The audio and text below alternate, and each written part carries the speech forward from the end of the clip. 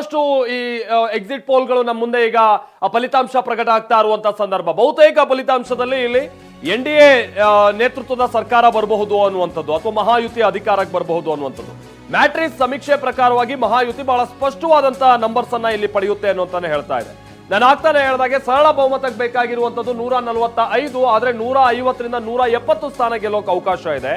ಮಹಾವಿಕಾಸ್ ಅಘಾಡಿಗೆ 110ರಿಂದ 130 ಸ್ಥಾನಗಳಿಗೆ ಮಾತ್ರ ಸೀಮಿತ ಆಗಬಹುದು ಅಂತ, 8ರಿಂದ 10 ಸ್ಥಾನಗಳನ್ನ ಇತರರು ಪಡೆದುಕೊಳ್ಬಹುದು ಅಂತ ಮ್ಯಾಟ್ರಿಕ್ಸ್ ಸಮೀಕ್ಷೆ ಹೇಳ್ತಾ ಇದ್ರು ಕೂಡ ಬಹುಶಃ ಇದೇ ಏನಾದ್ರೂ ಫೈನಲ್ ರಿಸಲ್ಟ್ ಆಗಿದ್ರೆ ಬಹುಶಃ ಇಲ್ಲಿ ಇತರರು ಅಥವಾ ಇಂಡಿಪೆಂಡೆಂಟ್ ಅನ್ನುವಂಥದ್ದು ಇಲ್ಲೇನು ಬಹಳ ದೊಡ್ಡ ಮಟ್ಟದ ಡಿಸೈಡಿಂಗ್ ಫ್ಯಾಕ್ಟರ್ ಆಗಲ್ಲ ಅಂತ ನಾವಿಲ್ಲಿ ನಿರೀಕ್ಷೆ ಮಾಡಬಹುದಾಗಿದೆ ಅಂತ ಕಾಣಿಸುತ್ತೆ. ಹಾಗೇನಾದ್ರೂ ಆದ್ರೆ ಬಹುಶಃ ಕಳೆದ ಲೋಕಸಭಾ ಚುನಾವಣೆಯಲ್ಲಿ ಬಿಜೆಪಿ ತಿಂದಿದ್ದಂತ ಪೆಟ್ಟೇನಿತ್ತು ಮಹಾರಾಷ್ಟ್ರದಲ್ಲಿ, ಬಹುಶಃ ಈ ಬಾರಿ ಅದನ್ನ ಮೀರಿ ಪರ್ಫಾರ್ಮೆನ್ಸ್ ಮಾಡಬಹುದು ಅಂತ ನಾವು ಇಲ್ಲಿ ಅಂದ್ಕೊಳ್ಬಹುದು. ಯಾಕೆ ಅಂತ ಅಂದ್ರೆ 48 ಲೋಕಸಭಾ ಕ್ಷೇತ್ರಗಳನ್ನ ಹೊಂದಿರುವಂತಹ ಮಹಾರಾಷ್ಟ್ರದಲ್ಲಿ ಬಿಜೆಪಿ ನೇತೃತ್ವದ ಇತರೆ ಅಥವಾ ಮಹಾಯುತಿ ಗೆಲ್ಲೋದಕ್ಕೆ ಸಾಧ್ಯ ಆದಂತದ್ದು ಕೇವಲ 17 ಸ್ಥಾನಗಳನ್ನ.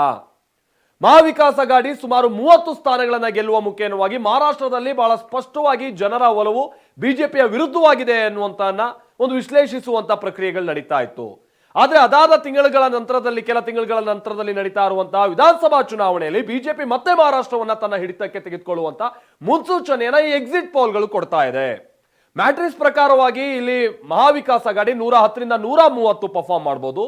ಆದ್ರೆ ಪಿ ಮಾರ್ಕ್ ಇಲ್ಲಿ ಇರುವಂತ ಈಗ ಬಂದಿರುವಂತ 3 ಸಮೀಕ್ಷೆಗಳ ಪ್ರಕಾರವಾಗಿ ಕಾಂಗ್ರೆಸ್ ನೇತೃತ್ವದ ಮಹಾವಿಕಾಸ್ ಅಘಾಡಿಗೆ ಇಲ್ಲಿ ಆಶಾದಾಯಕವಾಗಿರುವಂತದ್ದು ಅಂತಂದ್ರೆ ಪಿ ಮಾರ್ಕ್. ಯಾಕಂದ್ರೆ ಮ್ಯಾಕ್ಸ್ ಟು ಮ್ಯಾಕ್ಸ್ ಇಲ್ಲಿ 146 ಸ್ಥಾನಗಳ ತನಕ ಪಡೆದುಕೊಳ್ಳೋಕೆ ಅವಕಾಶ ಇದೆ ಅಂತ ಪಿ ಮಾರ್ಕ್ ಹೇಳ್ತಾ ಇದೆ ಮಹಾವಿಕಾಸ್ ಅಘಾಡಿಗೆ. ಮ್ಯಾಟ್ರಿಕ್ಸ್ ಇಲ್ಲಿ ಬಹಳ ಸ್ಪಷ್ಟವಾಗಿ NDAಗೆ ಇಲ್ಲಿ ಸರ್ಕಾರ ರಚಿಸೋದಕ್ಕೆ ಅವಕಾಶ ಇದೆ ಅನ್ನುವಂತ ಕ್ಲಿಯರ್ ಆಗಿ ಹೇಳ್ತಾ ಇದೆ. ಸೊ ಎರಡು ಇಲ್ಲಿ ಸಂಸ್ಥೆಗಳ ನಾವು ಎಕ್ಸಿಟ್ ಪೋಲ್ ಫಲಿತಾಂಶವನ್ನು ನೋಡಬಹುದಾಗಿದೆ. ಮ್ಯಾಟ್ರಿಕ್ಸ್ ಹಾಗೆ ಪಿ ಮಾರ್ಕ್. ಇಲ್ಲಿ NDA ಬಹಳ ಸ್ಪಷ್ಟವಾಗಿ ಬಹುಮತ ಪಡೆಯುತ್ತೆ ಅನ್ನುವಂತ ಮ್ಯಾಟ್ರಿಕ್ಸ್ ಹೇಳ್ತಾ ಇದ್ರೆ, ಪಿ ಮಾರ್ಕ್ ಇಲ್ಲಿ MVAಗೂ ಕೂಡ ಒಂದು ಅವಕಾಶ ಇರಬಹುದು ಅನ್ನುವಂತ ಸೂಚನೆಯನ್ನ ಕೊಡ್ತಾ ಇದೆ.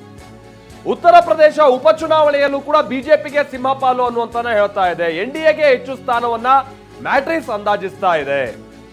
ಯಾಕಂತ ಅಂದ್ರೆ ಸುಮಾರು 46 ವಿಧಾನಸಭಾ ಕ್ಷೇತ್ರಗಳ ಉಪಚುನಾವಣೆ ನಡೆದಿದೆ, 2 ಲೋಕಸಭಾ ಚುನಾವಣೆಯ ಉಪಚುನಾವಣೆ ನಡೆದಿದೆ. ಇದು ಕೇವಲ ಮಹಾರಾಷ್ಟ್ರ ಮತ್ತೆ ಜಾರ್ಖಂಡ್ ಅನ್ನುವಂಥದ್ದು ಮಾತ್ರ ಅಲ್ಲ, ಅದನ್ನು ಹೊರತುಪಡಿಸಿಯೂ ಕೂಡ ದೇಶದಾದ್ಯಂತ 46 ಉಪಚುನಾವಣೆಗಳು ನಡೆದಿದೆ. ಕರ್ನಾಟಕದ್ದು ಕೂಡ 3 ಉಪಚುನಾವಣೆ ಇದೆ, ವಿಧಾನಸಭಾ ಉಪಚುನಾವಣೆ. ಅದು ಕೂಡ ನಾಡ್ದು 23ಕ್ಕೆ ಫಲಿತಾಂಶ ಪ್ರಕಟ ಆಗೋದು. ಚನ್ನಪಟ್ಟಣ, ಶಿಗ್ಗಾವಿ, ಸಂಡೂರಿಗೆ ಸಂಬಂಧಪಟ್ಟಂಗೆ, ಪಕ್ಕದ ಕೇರಳದ ವಯನಾಡಿಗೆ ಸಂಬಂಧಪಟ್ಟಾಗಿನ ಲೋಕಸಭಾ ಚುನಾವಣೆ ಫಲಿತಾಂಶ ಕೂಡ ನಾಡ್ದು ಪ್ರಕಟ ಆಗುತ್ತೆ.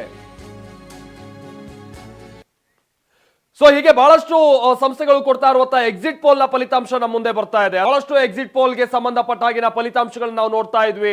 3 ಸಂಸ್ಥೆಗಳಿಗೆ ಸಂಬಂಧಪಟ್ಟಾಗಿನ ಮತದಾನೋತ್ತರ ಸಮೀಕ್ಷೆಯನ್ನ ನಾವು ನಿಮ್ಮ ಮುಂದೆ ಇಡ್ತಾ ಇದ್ವಿ. 3 ಸಮೀಕ್ಷೆಯಲ್ಲೂ ಕೂಡ ಇಲ್ಲಿ ಬಿಜೆಪಿ ನೇತೃತ್ವದ ಮಹಾಯುತಿಗೆ ಅಧಿಕಾರ ಹಿಡಿಯುವಂತದ್ದು ಪಕ್ಕಾ ಅನ್ನುವಂಥದ್ದನ್ನ ಹೇಳ್ತಾ ಇದೆ. ಮತದಾನೋತ್ತರ ಸಮೀಕ್ಷೆ ಪ್ರಕಾರವಾಗಿ ಮಹಾರಾಷ್ಟ್ರದಲ್ಲಿ NDAಗೆ ಮತದಾರರು ಜೈ ಎಂದಿದ್ದಾರೆ ಅನ್ನುವಂಥದ್ದು ಕ್ಲಿಯರ್ ಆಗಿ ಗೊತ್ತಾಗ್ತಾ ಇದೆ. ಹಾಗಂತ ಕಾಂಗ್ರೆಸ್ ನೇತೃತ್ವದ ಮಹಾವಿಕಾಸ್ ಅಘಾಡಿ ಬಹಳ ಹಿಂದೆ ರೀತಿಯಾಗಿ ಕೆಲ ಸಮೀಕ್ಷೆಗಳಲ್ಲಿ ಕಂಡು ಬರ್ತಾ ಇಲ್ಲ. ಹಾಗಾಗಿ ನಾನು ಮೊದಲೇ ಹೇಳಿದಾಗೆ ಎಕ್ಸಿಟ್ ಪೋಲ್ ಅಕಸ್ಮಾತ್ ಎಕ್ಸಾಕ್ಟ್ ಪೋಲ್ ಆಗದೆ ಹೋಗಿ ಕೆಲವೊಂದು ವ್ಯತ್ಯಾಸಗಳೇನಾದ್ರೂ ಕಂಡು ಬಂದ್ರೆ ಇಲ್ಲಿ MVA ಪರವಾದಂತ ಏನಾದ್ರೂ ರಿಸಲ್ಟ್, ಫೈನಲ್ ರಿಸಲ್ಟ್ ಬರ್ಬೋದು ಕೂಡ ಆಶ್ಚರ್ಯ ಇಲ್ಲ. ಯಾಕಂದ್ರೆ ಬಹಳ ಹಿಂದೆ ರೀತಿಯಾಗಿ ಕಂಡು ಬರ್ತಾ ಇಲ್ಲ, ಅಥವಾ 2 ಸಮೀಕ್ಷಾ ವರದಿಗಳ ಪ್ರಕಾರವಾಗಿ ಬಹಳ ಕ್ಲೀನ್ ಸ್ವೀಪ್ ಆಗಿದೆ ಅನ್ನುವಂತ ರೀತಿಯಾಗಿ ನಮ್ಗೇನು ಇಲ್ಲಿ ಕಂಡು ಬರ್ತಾ ಇಲ್ಲ. ಅದನ್ನು ಕೂಡ ನಾವಿಲ್ಲಿ ನೋಡಬಹುದಾಗಿದೆ. ಬಟ್ ಇಲ್ಲಿ ಮ್ಯಾಟ್ರಿಕ್ಸ್ ಪ್ರಕಾರವಾಗಿ ನೋಡೋದಾದ್ರೆ ಬಹಳ ಉತ್ತಮವಾದಂತ ಪರ್ಫಾರ್ಮೆನ್ಸ್ ಇಲ್ಲಿ ಬಿಜೆಪಿ ಮಾಡಬಹುದು. ಯಾಕಂತಂದ್ರೆ ಹತ್ತತ್ರ 170 ಸ್ಥಾನಗಳ ತನಕನೂ ಕೂಡ ಪಡೆಯೋದಕ್ಕೆ ಅವಕಾಶ ಇದೆ ಅನ್ನುವಂಥದ್ದನ್ನ ಹೇಳ್ತಾ ಇದೆ. ನಿಮ್ಗೆ ಗೊತ್ತಿರಲಿ, ಈ ಬಾರಿಯ ಸೀಟ್ ಶೇರಿಂಗ್ ನಲ್ಲಿ ಬಿಜೆಪಿ 149 ಸ್ಥಾನಗಳಲ್ಲಿ ಸ್ಪರ್ಧೆ ಮಾಡಿದೆ. ಅಂದ್ರೆ ಕಳೆದ ಬಾರಿಯ ಚುನಾವಣೆಗೆ ಹೋಲಿಸ್ಕೊಂಡ್ರೆ 2 ಸೀಟ್ ಕಮ್ಮಿ ಸ್ಪರ್ಧೆ ಮಾಡಿರುವಂತದ್ದು. ಇನ್ನು ಶಿಂದೆ ಬಣ 81 ಕ್ಷೇತ್ರಗಳಲ್ಲಿ ಸ್ಪರ್ಧೆ ಮಾಡಿದೆ. ವೆರಿ ಇಂಟ್ರೆಸ್ಟಿಂಗ್ಲಿ ಈ 2 ಕೂಡ ಉಗ್ರ ಹಿಂದುತ್ವ ಪ್ರತಿಪಾದಕ ಪಕ್ಷಗಳ ಜೊತೆಗೆ ಜಾತ್ಯತೀತ ನಿಲುವನ್ನ ಹೊಂದಿದ್ದೀವಿ ಅನ್ನುವಂತ ಅಜಿತ್ ಪವಾರ್ ನೇತೃತ್ವದ ಪಕ್ಷ ಕೂಡ 59 ಸ್ಥಾನಗಳಲ್ಲಿ ಇಲ್ಲಿ ಸ್ಪರ್ಧೆ ಮಾಡಿದೆ.